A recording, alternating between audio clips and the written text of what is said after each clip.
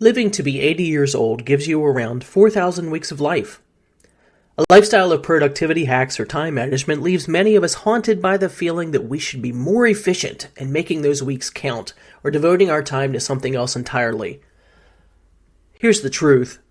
Our obsession with productivity is taking a toll. Instead of actually saving time, we're left feeling stressed and empty. This book offers great encouragement to let go of traditional approaches and improve your procrastination skills. Here are 8 of the best ideas in the book 4,000 Weeks, Time Management for Mortals, written by Oliver Burkeman. Number 1. You'll never be able to master your time. In recent years, being busy has become a celebrated life choice when it's branded as hustle. Research shows that the wealthier you are, the more likely you are to be anxious about not having enough time to get everything done. While being too busy isn't everybody's problem, for those of us who are obsessed with filling every waking moment with productivity, it's time we examine what this approach really means. Here's that big idea again. You'll never be able to master your time. As a self-proclaimed productivity nut, author Oliver Burkeman found that his efforts to optimize his time were futile. While he thought of himself as a productive person, the painful truth was that the tasks he fulfilled most effectively were insignificant. Sure, he could dutifully clear his inbox, but responding to emails only led to more emails. Meanwhile, things which were important to him were left undone. The author's experiences taught him an important lesson.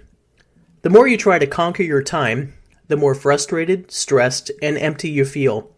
He calls this the paradox of limitation, meaning you'll never be able to accomplish everything you'd like to. And by facing this fact, you can begin to focus on what really matters. Number 2. Our ways of thinking about time are inherently modern. If you lived in medieval England, your problems might have included widespread disease, making payments to the church, or performing back-breaking labor every day. But one problem you wouldn't have faced was struggling with your time. The thought of attaining the perfect work-life balance would have been irrelevant in medieval times. Our obsession with time management is absolutely a modern development. Here's that big idea again. Our ways of thinking about time are modern inventions.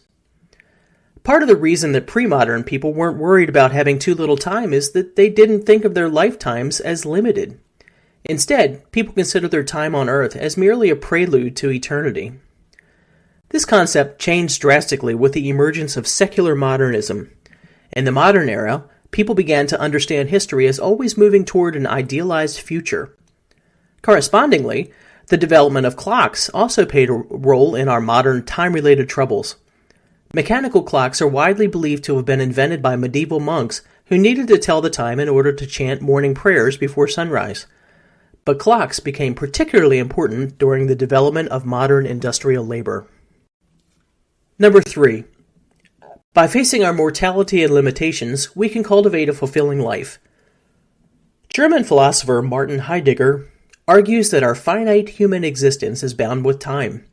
In other words, we are the limited time that we spend on this planet. Our finitude defines our existence. So what should you do if you want to live an authentic life? According to Heidegger, you have to face up to your limitations. Here's that big idea again. By facing our mortality and limitations, we can cultivate a fulfilling life. Embracing mortality shouldn't be about feeling stressed. From another perspective, it's miraculous that we have any time at all. We have no guarantees of survival. We simply must choose priorities.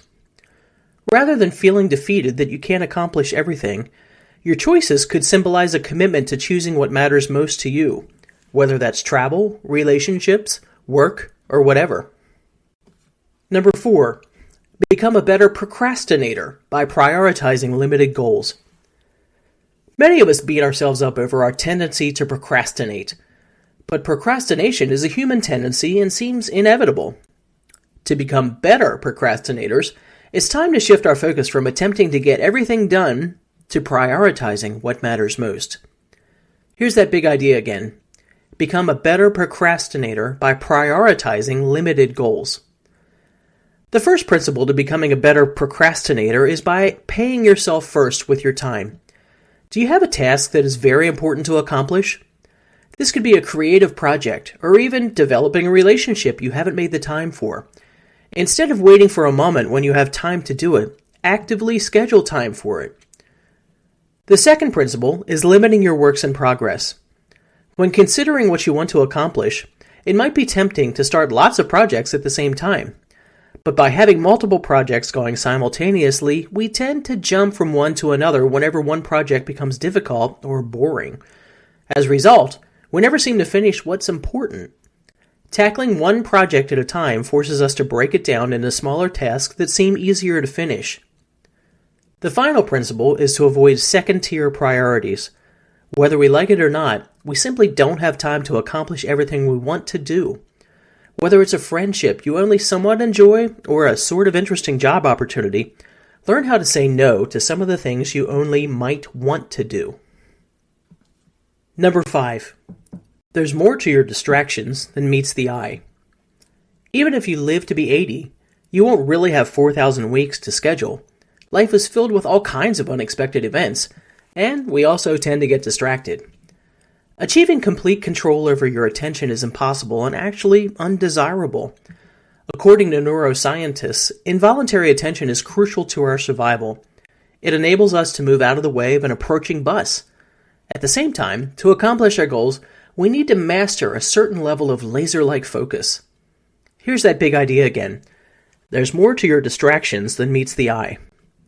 Today, the most obvious distractions we face come from digital technologies. The significant dangers of technology are lots of wasted time, along with developing distorted perceptions of the world as we spend too much time on social media. But technology alone isn't to blame for our tendency to become distracted. The truth is that doing what matters to us can cause unexpected discomfort. If you traveled to a remote cabin to spend time solely focused on writing a book, you'd likely still find it painful or boring to focus entirely on your project. You might avoid work by taking a nap or by daydreaming. The reason that doing the work we most enjoy can cause discomfort is that when we focus on an activity that actually matters, it forces us to face our limitations. It's possible that we might find out we don't truly have the talent to pull off a creative project, but who wants to discover that? We can avoid uncomfortable realities by succumbing to distractions. When we become aware of this predicament, we can work through discomfort instead of giving in to every resistant impulse. Number 6. Live for the present moment rather than for the future. Oliver Burkeman, the author of 4,000 Weeks, realized that no matter how much you plan, there's no guarantee that things will turn out as you'd like. Trying to control your future only transfers your stress to worrying about the next month, event, or project. Obsessive planning isn't the only way that we tend to live in the future. Many of us are susceptible to something Burkeman refers to as the "when I finally" mindset. We tell ourselves that when we finally meet the perfect significant other, tackle our mental health issues, or manage our workload, life will then fully begin. Our present moment is perpetually striving towards some idealized future state. Here's that big idea again. Live for the present moment rather than for the future. If you've ever attempted to live in the present moment, you'll know that it's easier said than done. Instead of berating yourself for not being able to enjoy the present moment enough, try simply acknowledging the fact that you're always living in the present moment. You can't succeed or fail at living in the present moment because, whether you like it or not, the present moment is all that exists. Number 7. Take up hobbies or spend time with family and friends to reap the benefits of leisure time. In our busy lives, we go to parties to expand our network or spend a weekend at home to finish a long list of to-do items. But increasingly, we fail to find the time to relax. This 4,000 Weeks book summary notes the decline of leisure was a byproduct of the Industrial Revolution. Factory owners encouraged workers to use their time off in ways that would boost their productivity at work. This was, ironically, made worse by union leaders who argued that workers would use their additional free time to improve themselves through education or cultural activities. This idea of spending our free time well continues to be elusive today. To reap the pleasure of experience fully, it's about time that we redefined our approach to leisure. Here's that big idea again. Take up hobbies or spend time with family and friends to reap the benefits of leisure time. These days, having a hobby can actually be somewhat embarrassing. Calling something a hobby tends to imply that you're an amateur. It's much more fashionable to have a side hustle or an activity that's intended to bring profit. But having a hobby can enrich your life precisely because it's done simply for the sake of pleasure. Hobbies can enrich your experience. But when pondering what to do with your leisure time, you might consider spending time with others. A study in Sweden found that antidepressant sales fell at a greater rate when more people were on vacation. In other words, Swedish people were the most content when they were able to share their time off with others. These findings have significant implications for being a digital nomad, the lifestyle in which people increasingly leave 9-to-5 jobs to earn livings from their laptops. While digital nomads are free to lay back in idyllic locations such as Thailand or Dubai, increasingly, many are realizing that traveling alone can be lonely. And finally, number 8. Practice considering insignificance instead of worrying about your life's purpose. Do you feel like your life has purpose? Finding yourself doubting how you spend your days can be deeply unsettling. But it's a necessary first step toward building a fulfilling life. Which leads us to a fundamental question about time management. How do we make the time we have count? Here's that big idea again. Practice considering insignificance instead of worrying about your life's purpose. The problem with trying to pin down that purpose is that it can be an overwhelmingly grandiose exercise. Many New Age enthusiasts believe that we were each endowed with a lofty life purpose. So if you aren't in a position to leave your office job, you might feel like having a meaningful life just isn't something you can do. In reality, however, what you do with your time has no significance in the eyes of the universe. We're biologically wired to perceive the universe from our own individual perspective. But in the grand scheme of universal time, our individual lives are completely insignificant. At first, this might seem like a terrifying thought, but if you think about it, it's also incredibly liberating. Embracing your insignificance releases you from the impossible standards you set for yourself to make your time on Earth remarkable. Here's one of the primary messages in this review of 4,000 Weeks by Oliver Burkeman. We can liberate ourselves from the modern way of thinking about time. By working with, rather than against, our human limitations, such as procrastination, distraction, and the ability to live in the present moment, we can embrace our limited mortality and cultivate a meaningful life.